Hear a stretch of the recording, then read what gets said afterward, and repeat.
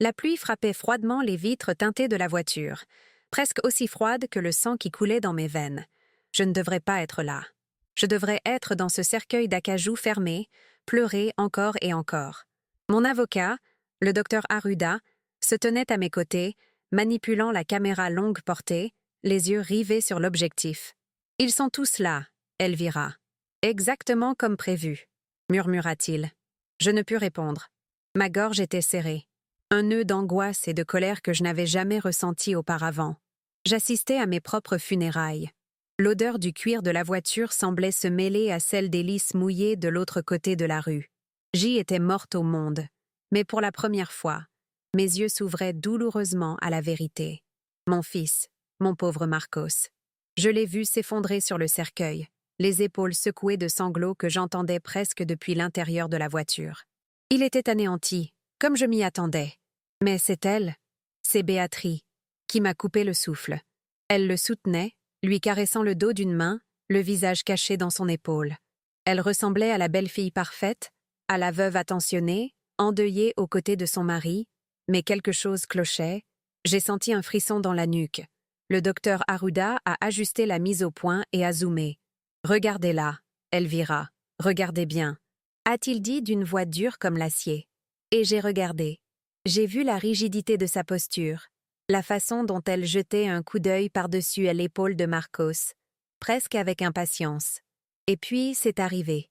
Un parent éloigné s'est approché de Marcos, le prenant à part pour lui présenter ses condoléances.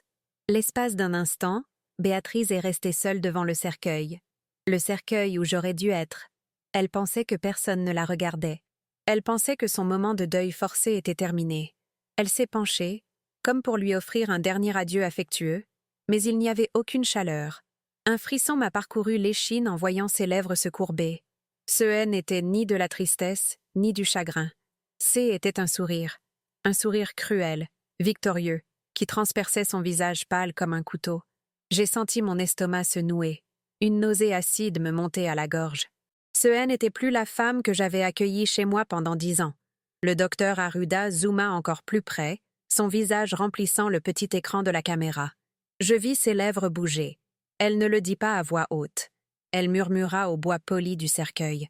Enfin, cette vieille femme est partie. Les mots formèrent sa bouche avec un soulagement indéniable. Ça vous a pris du temps, hein? Mon cœur, que tout le monde croyait arrêté, battait si fort contre mes côtes que je craignais qu'elle ne l'entende. Et puis, le coup de grâce, le murmure qui scellait son destin. Maintenant, tout est à nous. Je plaquai ma main sur ma bouche pour étouffer mon propre cri. J'essuyai un soupir. Tout, à nous. Elle ne se contentait pas de m'enterrer. Elle dansait sur ma tombe, célébrant le vol de ma vie, mon héritage. La douleur que j'ai ressentie à cet instant était 1000 fois pire que celle d'une chute dans ces escaliers, plus profonde que n'importe quel os brisé. C était la trahison à l'état pur, la plus répugnante.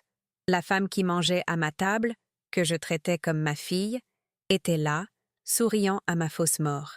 J'ai vu mon fils, aveuglé par le chagrin, réconforté par la vipère même qui avait tout causé. À cet instant, dans cette voiture sombre, la généreuse et confiante Elvira est morte pour de bon. Et la femme qui avait pris sa place, cette femme sentit son sang bouillir. Elle ne voulait plus pleurer. Elle voulait justice. Et je jure qu'en voyant ce sourire victorieux, j'ai su que je l'obtiendrais. Je sais, c'est choquant. Voir ça, ça m'a brisé en 1000 morceaux avant même que je puisse me reconstruire. Je ressens encore le goût amer de cette découverte, le froid de cette pluie mêlée à la fièvre de ma colère. Vous n'imaginez pas ce qui s'est passé ensuite, ce que j'ai dû faire alors que tout le monde me croyait 6 pieds sous terre. C'est une histoire de transformation qui semble tout droit sortie d'un film, mais était ma vie. Mais avant de continuer, avant de vous raconter comment j'ai planifié chaque détail de mon retour, je dois vous demander quelque chose de très important. Si cette trahison vous a choqué, abonnez-vous à la chaîne et activez la cloche. Votre soutien me donne la force de continuer à raconter ces histoires. Et il y a encore une chose. Je lis toujours les commentaires, et ils sont devenus une source de force pour moi tout au long de ce processus. Savoir que nous ne sommes pas seuls dans nos combats fait toute la différence. Alors, j'aimerais savoir d'où vous regardez mon histoire. De quelle ville, De quel État? Voire de quel pays écoutez-vous? Dites-le moi dans les commentaires. J'aime savoir jusqu'où nos voix peuvent aller, à quel point mon combat résonne. Savoir qu'il y a des gens partout dans le monde qui soutiennent la justice me fait chaud au cœur. Maintenant, respirez profondément, car je vais rembobiner la vidéo et vous montrer comment tout a commencé. Pour comprendre l'intensité du choc que j'ai ressenti dans cette voiture, en assistant à mes funérailles, il faut savoir que 3 semaines plus tôt, j'y étais la femme la plus fière et la plus heureuse du monde. Ce cimetière froid, cette pluie, cette trahison, ce non était pas ma vie. Ma vie, ceci était l'odeur du pain chaud à 5 heures du matin, les sourires de mes clients, la fierté de voir le nom Delicias Davila gravé sur les boîtes des meilleures pâtisseries de la ville. J'y étais au sommet de mon cheminement, prête à récolter les fruits d'une vie de dur labeur. J'allais transmettre l'empire que j'avais bâti à mon fils et à la femme que je considérais comme ma fille, pour enfin vivre pour moi-même. Je m'appelle Elvira, j'ai 68 ans. Je suis devenue veuve très jeune, il y a plus de 20 ans. Mon défunt mari m'a laissée avec 2 choses. Un jeune fils, Marcos, et une petite boulangerie qui payait à peine les factures. J'aurais pu la vendre, trouver n'importe quel emploi, mais j'y ai vu un potentiel. J'ai appris à cuisiner, à gérer, à négocier. Je me levais avant l'aube et dormais après minuit, les cheveux en farine et l'épuisement jusqu'aux os. J'ai transformé cette petite boulangerie en Delicia Davila, une chaîne de pâtisserie prospère et respectée. Je l'ai fait seule, de mes propres mains. Chaque brique, chaque recette, chaque contrat, tout passait par moi. Pendant des décennies, ma vie se résumait au travail et à Marcos. J'ai tout abandonné. Tandis que d'autres femmes de mon âge voyageaient, fréquentaient des gens et prenaient un soin d'elles, je vérifiais les stocks. Je n'ai pas acheté de vêtements de luxe, je n'ai pas pris de vacances pendant 20 ans. Mon sacrifice était total, absolu. Chaque centime de profit, chaque goutte d'énergie était réinvestie dans l'entreprise ou dans l'éducation de mon fils. Je voulais qu'il ait tout ce que je n'avais pas, ma plus grande vertu. Et comme je le découvrirai plus tard, ma plus grande faiblesse a toujours été de croire que les gens étaient fondamentalement bons. J'avais confiance. Je croyais que mon sacrifice inspirait la loyauté et non la cupidité. Mon fils, Marcos, est mon unique enfant. Il est la lumière de mes yeux. Mais, avec le recul, je me dis que je l'ai peut-être trop protégé. Il a bon cœur, mais il est faible et facilement manipulable. Il m'a toujours adoré, et cette adoration, je le réalise maintenant, était quelque chose que Béatrice ne supportait pas. Je lui ai donné la meilleure éducation, un poste confortable dans l'entreprise. Je voulais juste qu'il soit heureux, en sécurité. Mon amour pour lui m'a aveuglé sur ce qui poussait sous mon toit, comme une herbe vénéneuse. Je pensais lui offrir un avenir. En fait, je lui offrais un prédateur. Et puis, il y a 10 ans, Béatrice est entrée dans nos vies. Elle était belle, intelligente, ambitieuse. Je l'ai mariée à mon fils lors d'une magnifique fête, ici même dans notre jardin. Je lui ai ouvert les portes de ma maison et de mon cœur. Je n'avais pas de fille, et Béatrice semblait combler ce vide. Je lui ai appris le métier, partagé mes recettes secrètes, mes contacts fournisseurs. Je l'ai considérée comme ma successeur, pas comme ma belle-fille. Je lui ai confié les finances, la gestion quotidienne. Je lui ai accordé la confiance que l'on accorde à quelqu'un de son sang. Je l'aimais, et elle le savait. C était la belle-fille parfaite, vous savez, toujours serviable, toujours souriante. « Maman, tu as besoin de te reposer », disait-elle de cette voix faussement inquiète. « Tu as trop travaillé. Laisse Marcos et moi nous en occuper. » Elle me massait les épaules, m'apportait mon thé. Elle me félicitait en public, parlait de mes compétences, de ma force. Maintenant, je comprends. Tout cela n'était que de l'envie. Une envie profonde, toxique. Elle ne voyait pas mes compétences avec admiration. Elle les voyait comme un obstacle. Elle ne me voyait pas comme un membre de la famille. Elle me voyait comme une vieille dame qui refusait de mourir et de passer le relais. Elle voulait tout, et j'y étais un obstacle. J'y étais si fière de ce que j'avais construit. À 68 ans, j'ai enfin senti que le moment était venu. J'avais des brochures de voyage pour l'Italie et la Grèce sur ma table de chevet. Je rêvais de découvrir le monde. de pouvoir enfin m'asseoir dans un café parisien sans me soucier de savoir si la commande de farine était arrivée. J'ai annoncé lors du dîner de famille que j'allais entamer la transition. Je transmettais la gestion complète de Delicias Davila à Marcos et Béatrice. J était fou de joie. J'avais le sentiment d'avoir accompli ma mission. Je transmettais mon héritage aux 2 personnes que j'aimais le plus au monde. Tout a commencé 3 semaines avant les funérailles. J était dans mon bureau, tard le soir, à examiner les comptes annuels. C était la dernière étape avant d'officialiser la transition. Je voulais que tout soit parfaitement organisé, comme toujours. Une odeur de café fort flottait dans l'air. Lunettes sur le bout du nez, je parcourais les bilans, ligne par ligne. C était censé être une formalité. J'avais confiance en Béatrice. Elle était en charge des finances depuis 3 ans. Je donnais juste mon dernier feu vert avant de transmettre mon rêve. J était en train de consulter les comptes annuels quand j'ai remarqué une anomalie, un petit montant, mais mal placé. J'ai cru à une faute de frappe. C'est étrange, me suis-je dit, mais mon instinct, celui qui m'a permis de bâtir un empire à partir de rien, a repris le dessus. J'ai consulté les comptes de l'année précédente. Le même schéma. J'ai consulté les relevés bancaires. Il y avait une série de petits virements réguliers vers un compte que je ne connaissais pas. Mon sang s'est glacé. Mes mains tremblaient légèrement. C'est impossible, ai-je murmuré au bureau vide. C'est une erreur.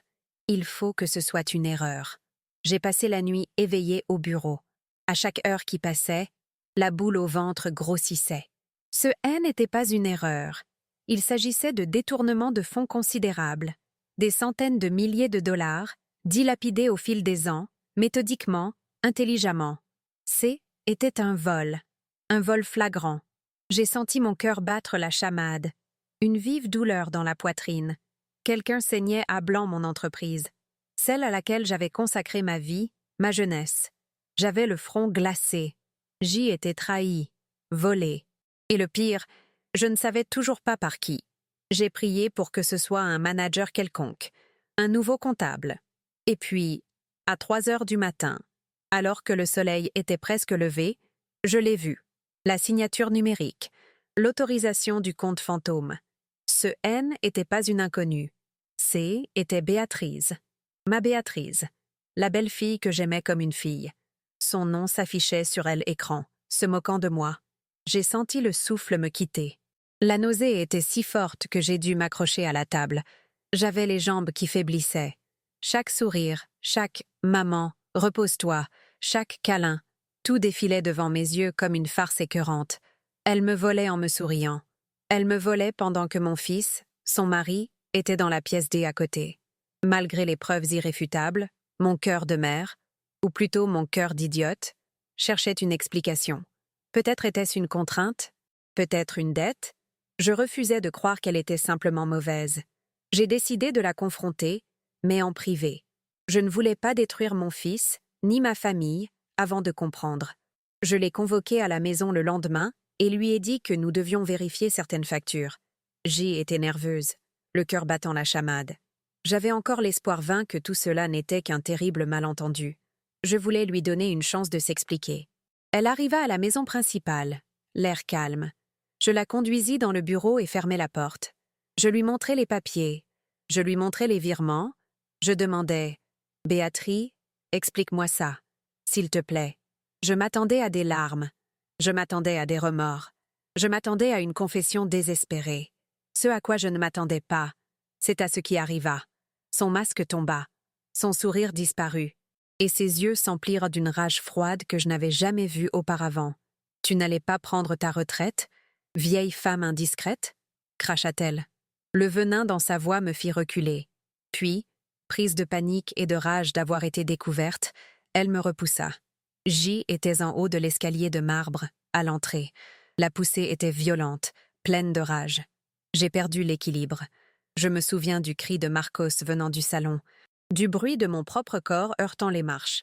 J'ai ressenti une douleur atroce à la tête, puis plus rien. La dernière chose que j'ai vue, c'était le visage de Béatrice en haut des escaliers, non pas paniqué, mais froidement calculé, observant si le travail était fait. J'ai perdu connaissance. Je me suis réveillée dans une chambre d'hôpital, avec un mal de tête qui me donnait l'impression que mon crâne allait se briser. Un traumatisme crânien, m'a-t-on dit. Marcos était à mes côtés, en pleurs. Mais c'est ce que j'ai entendu plus tard qui a scellé mon destin. J'y étais groggy, feignant de dormir. La porte de la chambre était entr'ouverte. J'ai entendu la voix de Béatrice dans le couloir, pressant le médecin. Mais docteur, avec une chute pareille, un traumatisme aussi grave, survivra-t-elle? Êtes-vous sûr? Elle n'a pas demandé. Est-ce qu'elle ira bien? Elle a demandé. Survivra-t-elle? L'urgence dans sa voix N n'était pas de l'inquiétude. C était de l'impatience. Elle espérait ma mort. Mon sang se glaça. J'ai compris, avec une clarté terrifiante, que la chute N n'était pas un accident, et que cette femme ne s'arrêterait pas avant de me voir mort. Entendre la voix de Béatrice dans le couloir de l'hôpital, me demandant froidement si j'allais survivre, C était comme recevoir un nouveau coup, plus fort que la chute. Mon sang se glaça. Ce frisson dans ma nuque ne venait pas du traumatisme, mais de la certitude. Ce N n'était pas un accident. Elle m'a poussée à me tuer. Elle était impatiente. Elle voulait que je meure vite. J'avais le goût métallique de la peur dans la bouche. J était allongée là, impuissante, avec des tubes branchés, et la femme qui voulait mon cercueil était de l'autre côté de la porte, feignant de s'inquiéter pour mon fils. J était coincée. Mon corps me faisait mal. J'avais l'impression que ma tête allait exploser. Je ne pouvais pas crier à l'aide. Qui me croirait? La belle-fille parfaite? La épouse dévouée? Béatrice était une experte en manipulation. Elle dirait que la chute avait affecté ma tête, que je délirais. Elle essaierait de me faire interdire, de me déclarer incompétente. Et si ça ne marchait pas, elle recommencerait. Elle pourrait entrer dans ma chambre la nuit et m'étouffer avec un oreiller. J était dans un piège mortel. Mon fils unique, Marcos, était aveugle, réconforté par mon bourreau. La peur était paralysante. Mais elle ne dura qu'un instant. Le choc laissa place à autre chose. La colère. Une colère froide et tranchante qui chassa mon esprit du brouillard de la douleur. Elle me trouvait faible. Elle me traitait de vieux. Elle me sous-estimait. Elle pensait qu'une seule poussée mettrait fin à 68 ans de combat. Elle ignorait de quoi J était fait. Elle ignorait que la même résilience qui avait transformé une boulangerie en faillite en un empire coulait encore dans mes veines. À cet instant, allongée sur ce lit stérile, j'ai décidé. Je n'allais pas mourir. Et elle allait payer. La victime, Elvira, est morte là, dans ce lit d'hôpital. La femme née à sa place était une stratège. La douleur était atroce. Mais je n'avais jamais été aussi claire. J'avais besoin d'aide. Mais ça ne pouvait pas être Marcos. Il était compromis. Ça ne pouvait pas être la police. Pas encore. J'avais besoin de quelqu'un qui comprenne la guerre, pas seulement le deuil. J'avais besoin de mon plus vieil allié, la seule personne au monde à qui je confiais ma vie et mon héritage. Mes mains tremblaient, non pas de peur, mais de fureur et de douleur. Quand Béatrice et Marcos quittèrent la pièce pour aller prendre un café, je pris mon téléphone portable. Je n'avais que quelques minutes. Je composais le numéro que je connaissais par cœur depuis 40 ans. La voix à l'autre bout du fil répondit dès la première sonnerie, professionnelle et ferme, « Arruda ». C était le docteur Arruda, mon avocat, mon confident, l'homme qui connaissait mon défunt mari, qui me regardait pleurer sur les dettes de la boulangerie et célébrer chaque nouvelle succursale. Arruda, c'est moi, Elvira. Ma voix était un murmure rauque et douloureux. Je suis à l'hôpital San Lucas. Elle a essayé de me tuer. Le silence à l'autre bout du fil était pesant. Béatrice, continuai-je, essoufflée. Elle m'a trouvée en train de vérifier les factures. Elle m'a poussée dans les escaliers. Et elle est là, en ce moment même, à faire pression sur le médecin pour savoir si je survivrais. Elle veut ma mort, Arruda. Je ne demandais pas d'aide. Je rapportais un fait. Je déclarais la guerre. Je n'avais pas besoin d'expliquer davantage. Arruda ne lui avait jamais fait confiance. Il avait toujours trouvé ses sourires trop mielleux, ses compliments trop faux. Je le savais, grogna-t-il. Je savais que cette vipère n'était pas du blé pur. Elvira, ne parle à personne d'autre. Fais semblant de dormir. Fais semblant d'être plus mal qu'elle ne l'est en réalité. Ne mange rien de ce qu'elle t'apporte. J'arrive. Mais je n'y vais pas. J'ai un plan. Me fais-tu confiance? De ma vie, ai-je répondu, et c'est était la vérité absolue. Fais tout ce qu'il faut, ai-je dit, avant de raccrocher. J'ai effacé le journal d'appel, remis le téléphone dans le tiroir et fermé les yeux. forçant ma respiration à devenir de plus en plus saccadée. Quand Béatrice est entrée dans la pièce quelques minutes plus tard, le visage faussement inquiet, j'ai juste grogné. Elle a souri, un sourire minuscule, presque imperceptible, pensant que je dépérissais. Elle était loin de se douter que je ne faisais que commencer. Le plan d'Aruda était audacieux, risqué et tout simplement brillant. Il savait que tant que J était en vie, J était une cible. Béatrice ne s'arrêterait pas. Le seul moyen pour moi d'agir, de la démasquer, était qu'elle croie avoir gagné. Elle avait besoin de me croire mort. Aruda utilisait ses relations. C était un homme puissant, qui connaissait les coulisses du pouvoir et les rouages de la ville. Il savait exactement qui appeler. Il s'est adressé directement à un administrateur d'hôpital qui lui devait une faveur de longue date, une faveur de vie ou de mort. Aruda n'a pas supplié, il a exigé. Il lui a expliqué la situation. Tentative de meurtre de sa belle-fille. Danger imminent pour sa vie. Il avait besoin qu'Elvira soit déclarée morte dans les archives. Il lui fallait un certificat de décès. Et il a payé. Le pot de vin était conséquent, prélevé sur un fonds d'urgence personnelle dont même Marcos ignorait l'existence. Cette même nuit, la mascarade a commencé.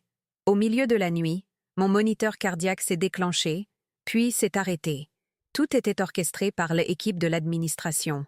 Elle, équipe de réanimation, s'est précipitée, faisant semblant de vouloir me sauver. Aruda était déjà là, l'air dévasté, tel l'avocat de la famille apprenant la tragique nouvelle. J'ai écouté, les yeux fermés. Le médecin annonçait la nouvelle à Marcos et Béatrice dans le couloir. On a fait tout ce qu'on a pu. La chute a été très violente. Elle a eu une embolie soudaine. Je suis désolé. Elle n'a pas survécu. Le cri de Marcos m'a transpercé le cœur. C était le plus dur de tout le plan. Entendre mon fils unique, s'effondrer au sol, pleurant ma mort. J'ai dû me mordre la lèvre inférieure avec force pour ne pas hurler que Gilles était vivant. J'ai dû endurer sa douleur pour le sauver de la vipère qui le réconfortait. J'ai entendu dire que Béatrice simulait des pleurs, un spectacle digne d'une actrice. Mais Aruda, qui l'observait, m'a dit plus tard que ses yeux étaient secs. Elle calculait, elle célébrait intérieurement. Elle ne se posait même pas la question de l'acambolie. Pour elle, le résultat était le même. La vieille femme avait disparu. Pendant que Marcos était sous sédatif et soigné, mon corps, mort, a été transporté à la morgue de l'hôpital. Mais je ne suis pas restée à la morgue. Il y avait une porte de service, une ambulance privée qui attendait dans l'obscurité, moteurs éteints. Le docteur Aruda supervisait le transfert. En moins de 10 minutes, J était sorti de cet hôpital. Aux yeux du monde, J était un corps en attente d'enterrement. En réalité, Joe était en route vers une clinique privée de luxe dans une autre ville, un endroit où personne ne me connaissait, sous un faux nom. La convalescence fut douloureuse. Mon corps était brisé, la blessure à la tête exigeait un repos absolu. Mais chaque jour qui passait, la douleur physique laissait place à une lucidité glaciale. Ma chambre à la clinique devint mon quartier général. Le docteur Aruda venait tous les jours. Pendant que Béatrice était là, occupée à organiser mes funérailles, à choisir les fleurs et à recevoir les condoléances, nous planifions sa chute. Notre plus grande ressource était le temps qu'elle nous accordait. Elle est pressée, m'a dit Aruda avec un sourire glacial. Elle a déjà appelé mon bureau 3 fois aujourd'hui pour demander la lecture du testament. Elle pense qu'une fois enterrée, elle prendra tout en charge. Elle était loin de se douter que Béatrice ne connaissait pas mon testament original. Il y a des années, elle avait essayé de me convaincre de tout, mettre à jour, faisant de Marcos, et, par extension d'elle-même, l'administrateur judiciaire. J'ai failli le faire, mais mon instinct m'en a empêché. Mon véritable testament, conservé sous clé dans le coffre d'Aruda, était ma première arme. La seconde, plus puissante, était une procuration complète et irrévocable que j'avais signée pour Aruda des années auparavant, lui conférant un pouvoir absolu sur mes biens en cas d'incapacité ou de déplacement prolongé. Juridiquement, J était des morts aux yeux du public, mais grâce à Aruda, J était bel et bien vivant et actif. On s'est mis au travail. La maison où ils habitent, Elvira, elle n'a jamais été transférée, dit Aruda. Elle est toujours à ton nom. Qu'est-ce qu'on fait? Oh, je n'ai pas hésité une seconde. L'image d'elle me poussant dans les escaliers m'est venue à l'esprit. Vends-la. ai-je dit d'une voix ferme. Vends-la vite. Au premier acheteur qui paie content. Je veux qu'il parte de chez moi. J'ai ressenti un plaisir glacial et intense. Elle m'avait fait sortir de chez moi par l'escalier. Je la ferai sortir par la porte d'entrée. Pendant que Béatrice choisissait l'acajou pour mon cercueil, Arruda liquidait mes biens personnels. La maison fut vendue en moins de 48 heures à un investisseur étranger. L'argent fut transféré sur un nouveau compte, dans une nouvelle banque, dans un autre pays. J'y étais à bout de souffle. J'ai vendu des actions, des obligations. Toute ma fortune personnelle, bâtie à la sueur de mon front, lui était retirée. Étape suivante fut Délicia Davila, mon bébé, ma vie. Béatrice, en tant que directrice financière, avait accès aux comptes opérationnels. Le lendemain de ma mort, elle a tenté de transférer une somme colossale sur son compte personnel. Elle était si assoiffée, si pressée, qu'elle n'a même pas cherché à le cacher. Mais Arruda l'attendait. La banque, alertée par lui, a immédiatement bloqué la transaction. Grâce à ma procuration, Arruda a déposé une ordonnance judiciaire. Il a gelé tous les comptes de l'entreprise. Tous. Il a invoqué un litige en cours et des soupçons de fraude interne. Ce qui, grâce à ma découverte avant la chute, était parfaitement vrai. Soudain, Béatrice est retrouvée en propriétaire d'un empire sans trésorerie. Elle ne pouvait plus payer ses fournisseurs, ni payer ses salaires, ni retirer un centime. Elle appela Arruda en hurlant. « Qu'as-tu fait? L'entreprise est à moi. Elvira est partie. » Sa voix était aiguë, la panique s'installant. Arruda était calme. « Béatrice, tout sera réglé à la lecture du testament, comme l'exige la loi. En attendant, tout est bloqué pour vérification. » Elle était prise au piège. Furieuse, elle restait arrogante. Elle pensait que la lecture du testament était une formalité qui lui donnerait la clé du coffre-fort. Il nous manquait encore une chose. Une preuve irréfutable. Arruda, les caméras, dis-je, me souvenant soudain. Il y a des années, j'avais installé un système de sécurité complet dans la maison principale. L'escalier, il y a une caméra dans la bibliothèque qui pointe directement vers le haut de l'escalier. Les yeux d'Arruda s'illuminèrent. Il y avait déjà pensé. J'ai récupéré l'enregistrement du serveur cloud quelques minutes après vous avoir parlé à l'hôpital, dit-il en me montrant une clé USB, avant qu'elle ait eu le temps de réfléchir à l'effacer. Il la glissa dans son ordinateur portable. J'observais la dispute, ma voix calme, la sienne venimeuse, et puis la bousculade, claire, nette, indéniable. Ce N n'était pas un accident, C était un coup violent, C était une tentative de meurtre. J'avais la preuve de la fraude, et maintenant, la preuve du crime. Le jour des funérailles arriva. J était plus forte. Mon corps souffrait encore, mais mon âme était protégée. Arruda est venu me chercher à la clinique. J était méconnaissable. Perruque brune, lunettes de soleil imposantes, manteau épais. J'avais l'air d'une vieille dame, triste et anonyme. « Il faut que tu vois ça, Elvira, » dit-il. « Tu dois le voir de tes propres yeux. Alors, n'hésite pas. » Nous nous sommes arrêtés de l'autre côté de la rue. La voiture noire, la pluie fine, la caméra longue portée. J'ai vu mon fils s'effondrer. Mon cœur s'est brisé pour lui. La culpabilité m'a rongé un instant. Je faisais souffrir mon fils. Mais ensuite, je l'ai vu. Marcos s'est éloigné. Béatrice s'est penchée sur le cercueil vide. Et elle a souri. J'ai vu ses lèvres bouger. Enfin, cette vieille femme est partie. Ai-je lu sur elle écran de la caméra. Ça t'a pris du temps, hein? Maintenant, tout est à nous. À cet instant, toute ma culpabilité s'est envolée. Tout mon amour pour cette femme, tout le pardon que j'aurais pu obtenir, se sont taris. Il ne restait que de la glace. Arruda avait raison. J'avais besoin de voir. Ce sourire était sa dernière erreur. Nous sommes retournés à la clinique. Je n'ai pas dit un mot. Le silence dans la voiture était pesant. Je ne pleurais plus mon ancienne vie. J était prêt à en commencer une nouvelle. Arruda, ai-je dit en sortant de la voiture, planifie la lecture du testament et appelle la police. Je veux qu'elle arrive dès que j'entrerai dans cette pièce. La semaine suivante fut la plus longue de ma vie. J'ai terminé ma kinésithérapie. Le mal de tête a disparu, remplacé par une concentration absolue. Béatrice était désespérée. L'entreprise était à l'arrêt. Les banques ne répondaient pas. Les fournisseurs lui faisaient à payer. Elle appelait Aruda tous les jours, hystérique, exigeant la lecture du testament. Elle pensait que C était sa rédemption. Enfin, le jour J arriva, une semaine après les funérailles. Aruda fixa la réunion dans la salle de conférence principale de Delicias da Villa. Mon territoire. Béatrice et Marcos arrivèrent. Aruda m'appela. Ils sont là. Elle est radieuse, vêtue de noir de luxe, telle une veuve joyeuse. Marcos ressemble à un fantôme. Je me suis préparée. Je n'ai pas porté le deuil. Je ne me suis pas déguisée. Je suis allée chez mon coiffeur habituel dans une autre ville. Je me suis fait couper les cheveux dans un style moderne et audacieux. Je les ai teints d'un brun vif, éliminant le gris qu'elle méprisait tant. J'ai acheté la tenue la plus chère que j'ai pu trouver. Un tailleur-pantalon, rouge, rouge sang, rouge puissance. Je me suis regardée dans le miroir de l'hôtel où Aruda m'avait cachée. Je n'avais pas l'air d'une femme qui venait de mourir. J'avais l'air d'une femme sur le point de tuer. De tuer la farce, de tuer le mensonge.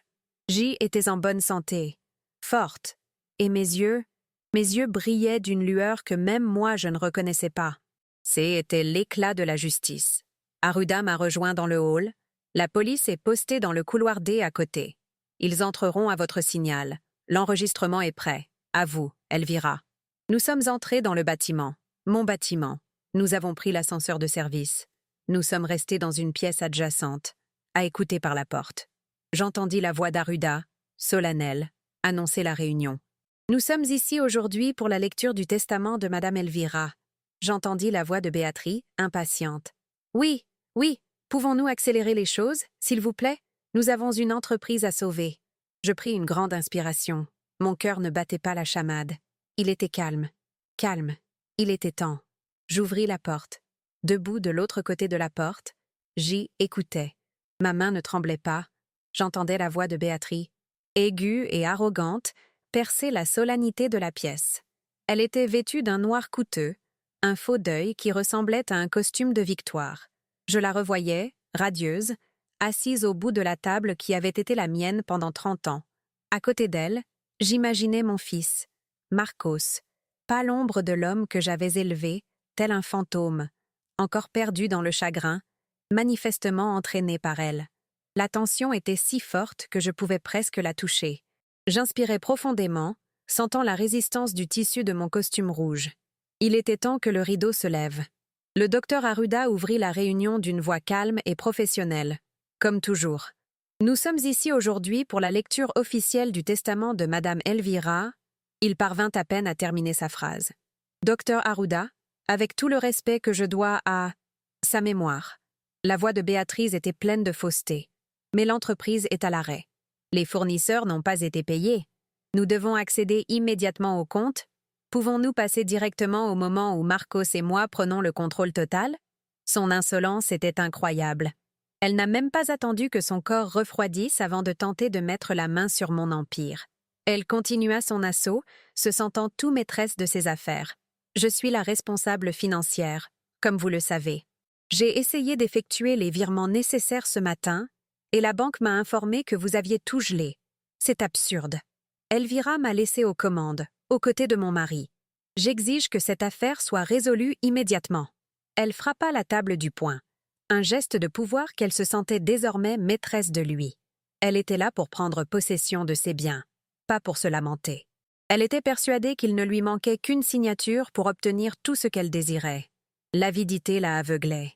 C'est alors qu'Aruda joua sa première carte, la regardant froidement par-dessus ses lunettes. « Je suis au regret de vous informer, Madame Béatrice, mais l'accès que vous sollicitez ne sera pas possible. » Il marqua une pause délibérée, laissant le silence s'abattre sur la pièce.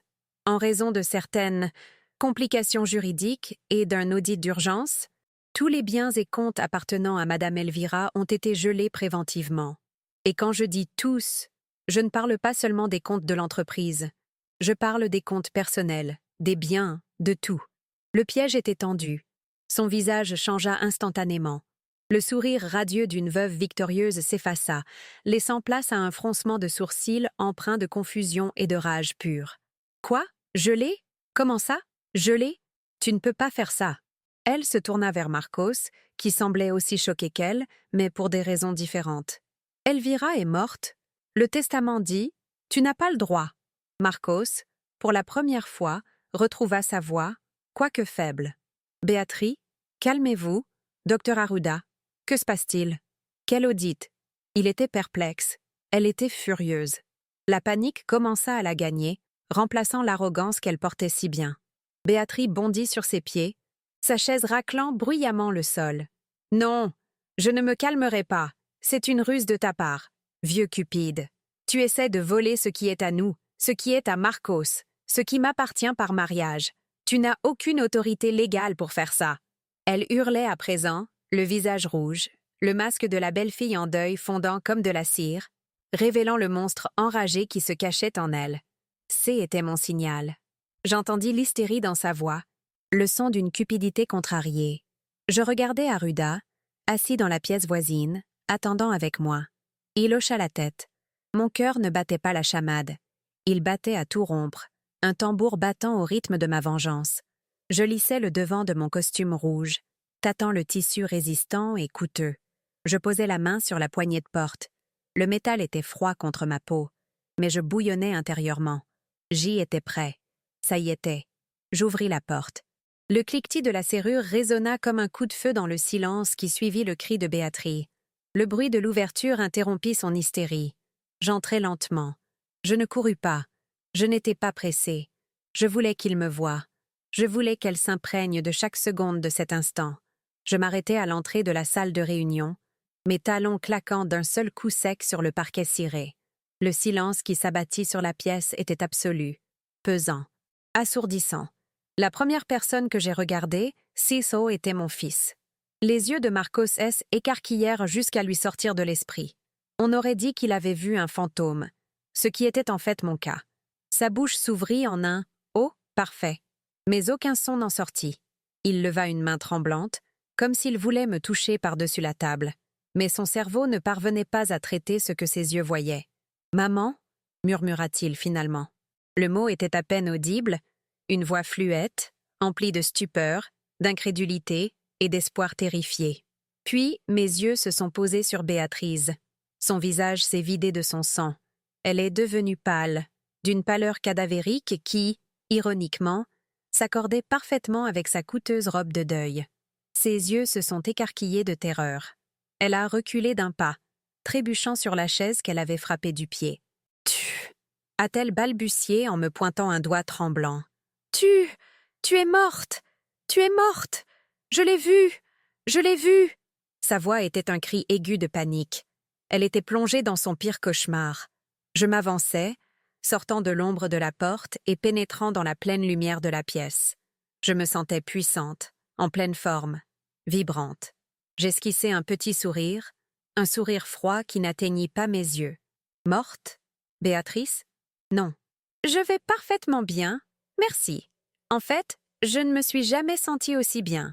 Ma voix était calme, claire, résonnant d'une force qu'elle n'aurait jamais imaginée en moi.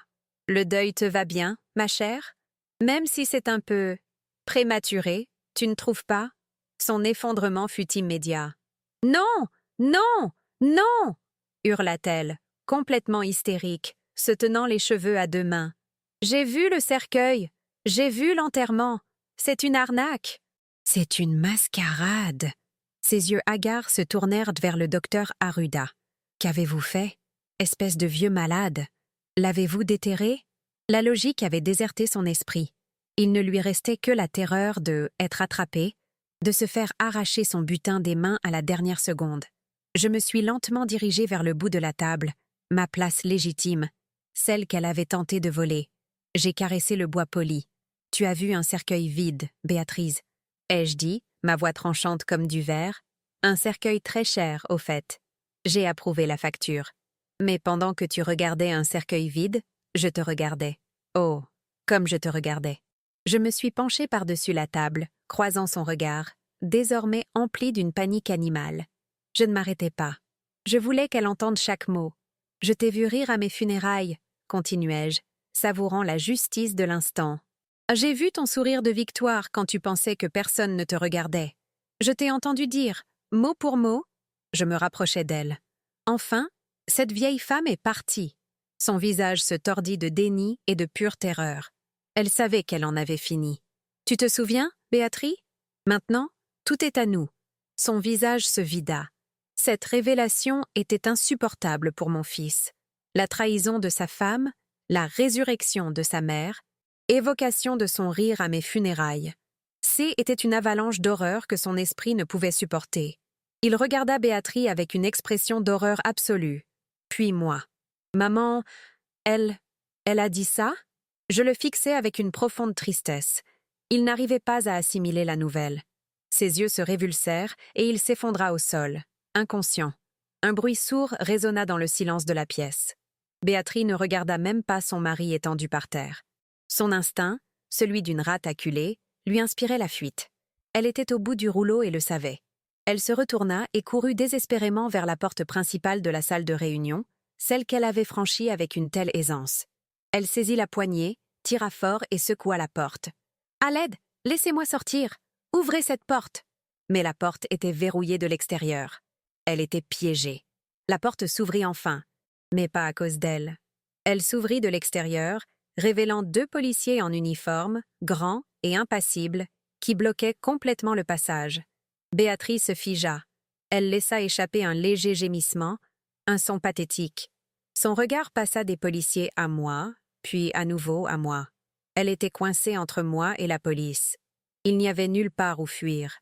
La partie était terminée. Je marchais calmement vers elle, m'arrêtant à quelques centimètres. Je sentais son parfum coûteux, mêlé à l'odeur aigre de la peur. Le cercueil était vide. « Béatrice », dis-je d'une voix basse, mais claire. « Mais le compte bancaire de la société, celui auquel vous avez essayé d'accéder ce matin, est également vide. Et la maison? Ma maison, où vous avez dormi la nuit dernière. Elle a été vendue. » Sa mâchoire se décrocha. « Vous n'avez rien ?» À cet instant précis, le docteur Arruda tendit silencieusement la clé USB contenant les enregistrements, celui de l'escalier et celui des funérailles, et elle, épais dossier contenant toutes les preuves de la fraude à l'agent principal. « Inspecteur, » dit Arruda, « voici les preuves de fraude et de tentative de meurtre. 6 mois se sont écoulés depuis ce jour explosif dans la salle de conférence. 6 mois depuis que j'ai vu le visage de Béatrice s'effondrer et les policiers lui passer les menottes. 6 mois depuis que j'ai vu mon fils inconscient au sol, pris entre 2 feux d'une guerre dont il ignorait même l'existence. La procédure judiciaire a été brutale mais rapide. Les preuves étaient irréfutables. Les images de la cage d'escalier, les enregistrements de mes funérailles, les traces de la fraude financière. Béatrice n'avait aucune chance. Elle était démasquée pour ce qu'elle était. Une escroc cupide et une meurtrière ratée. Aujourd'hui, 2 ans se sont écoulés depuis cette confrontation. Je suis assis dans un petit café parisien. Le soleil de l'après-midi me tape le visage et je vois la tour Eiffel d'ici. L'odeur ne vient pas de la farine et de la levure chimique, mais de l'expresso corsé et de la lavande des jardins voisins. Je ris. Vraiment, un rire léger qui vient du plus profond de moi. Je suis entourée d'un nouveau groupe d'amis, des femmes que j'ai rencontrées en cours d'art ici. Elles ne connaissent chez l'Elvira qui possède l'Empire, la femme trahie. Elles ne connaissent que l'Elvira qui peint de mauvaises aquarelles et raconte des blagues drôles. Ce voyage n'est pas que des vacances. C'est la réalisation de ce rêve que j'avais nourri en consultant les brochures, avant d'être poussée dans les escaliers. C'est la preuve qu'elle n'a pas gagné. Elle ne m'a pas enlevé ça. L'air de Paris est différent, plus léger. Je marche dans les rues sans le poids du monde sur mes épaules. Je comprends enfin que le sacrifice ne vaut que lorsqu'il est reconnu et non exploité. Je me suis permis le luxe, non pas le luxe de l'argent, mais le luxe du temps. Le luxe de me détendre et de regarder le monde passer, sans me soucier du bilan du prochain trimestre. De retour chez moi après le procès, j'ai pris une décision difficile mais nécessaire. J'ai vendu Delicia Davila, chaque succursale, chaque camion de livraison. J'ai vendu le nom, les recettes, tout. L'empire que j'avais bâti à la sueur de mon front était terni. Ce logo m'a rappelé son visage, sa cupidité, ma propre cécité. J'avais besoin d'un nouveau départ. Le docteur Arruda a géré toute la transaction. Était une vente de plusieurs millions de dollars. L'argent m'a apporté la sécurité, mais c'est le fait de laisser se passer derrière moi qui m'a apporté la paix. Mais un boulanger ne cesse jamais d'être boulanger. J'ai ça dans le sang. Je n'ai pas vraiment pris ma retraite. Au lieu d'un empire, j'ai ouvert une seule boutique, Une petite pâtisserie luxueuse dans le quartier le plus chic de la ville. Je l'ai appelée l'Essence. C'est un endroit où je ne vends pas de pain pour survivre. Je crée de l'art sous forme de douceur. C'est petit, élégant et ouvert seulement l'après-midi. Je supervise chaque macaron, chaque éclair moi-même. C'est une entreprise motivée par le plaisir, pas par la nécessité. C'est mon refuge, mon chef-d'œuvre ultime. Je vais à la boutique quand je veux. Parfois, j'y passe la journée entière, à mettre la main à la pâte, à former de jeunes pâtissiers. D'autres fois, je m'assois simplement à une table et je lis un livre, savourant simplement ce que j'ai construit. Fini la pression de soutenir des centaines d'employés, fini la peur de la concurrence. C'est juste de la joie. J'ai bâti un empire par le sacrifice. J'ai créé un joyau par le plaisir. Ce dernier est infiniment plus précieux. Le succès de A. Essentia dépasse tout ce dont Delicias Davila a pu rêver. Et Marcos, mon fils, son chemin fut le plus dur. Le choc de découvrir la vérité sur la femme qu'il aimait et la vérité sur la mort de sa mère, ça l'a brisé. La première chose qu'il a faite, une fois remis de sa dépression nerveuse, a été de demander le divorce. Il ne lui a rendu visite qu'une seule fois en prison, pour lui dire qu'il ne voulait plus jamais la revoir. Il a enfin vu le manipulateur caché derrière son joli minois. Il a dû admettre que son adoration aveugle pour elle a failli me coûter la vie. Il a suivi 18 mois d'une thérapie intensive. Il a dû réapprendre qui il était sans elle et sans l'ombre de l'empire dont il avait toujours cru faire partie. Il est venu me voir. Des mois après l'ouverture d'Ea Essentia, plus mince, plus âgé, mais avec le regard clair pour la première fois depuis des années, il n'a pas demandé à être manager, il n'a pas demandé d'argent. Il m'a demandé si j'avais besoin de quelqu'un pour porter les sacs de farine. Il avait honte, mais il avait désespérément besoin de renouer. Aujourd'hui, Marcos, l'homme qui deviendrait un jour PDG d'une chaîne de boulangerie multimillionnaire, est mon assistant boulanger. Il arrive à 5 heures du matin, bien avant moi.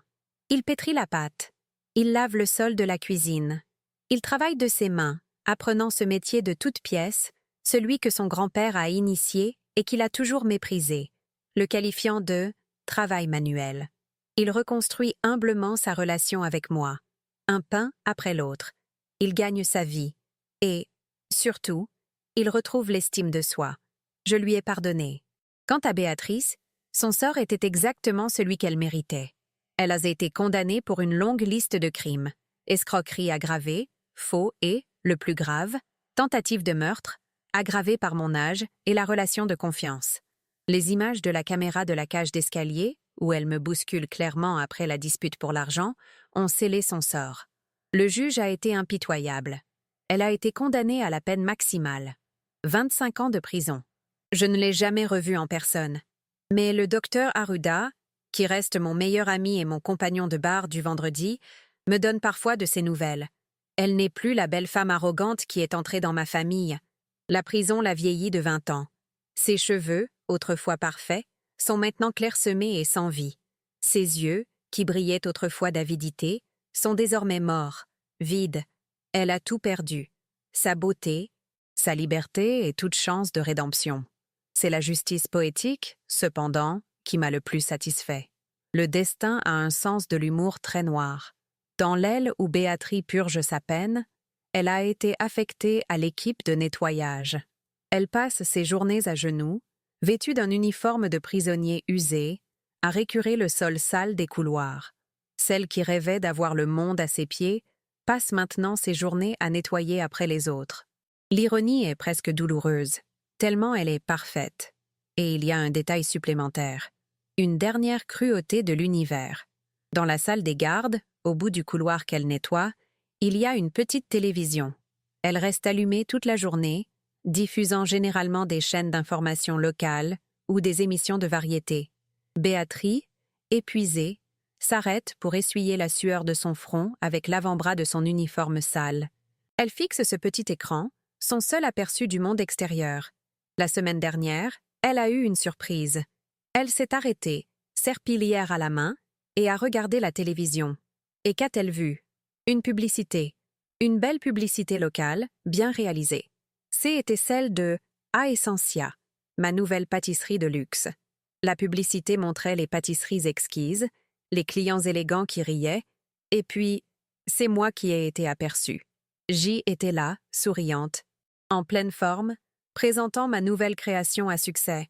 Elle devait regarder. Elle devait voir mon succès. Elle devait voir la femme qu'elle avait tenté de tuer, la vieille femme qu'elle avait enterrée, prospérer. Elle devait me voir, plus riche, plus heureux et plus puissant que jamais, agenouillé, serrant une serpillière humide, avec rien d'autre que des regrets et des décennies de prison devant elle. Son image, figée d'horreur et d'envie devant la télévision, est la véritable justice. Je prends la dernière gorgée de mon café ici, à Paris. Le soleil se couche derrière la tour Eiffel. Béatrice a essayé de m'enterrer. Elle me prenait pour un vieil arbre mort, prêt à être abattu. Mais elle ignorait que J était une graine. Elle m'a mis sous terre, et j'ai simplement repoussé, plus fort qu'avant. Voulait-elle mon héritage? Elle peut garder le sien. Un uniforme de prisonnier et l'odeur du désinfectant bon marché. Moi? Je prendrai Paris, je prendrai ma vie.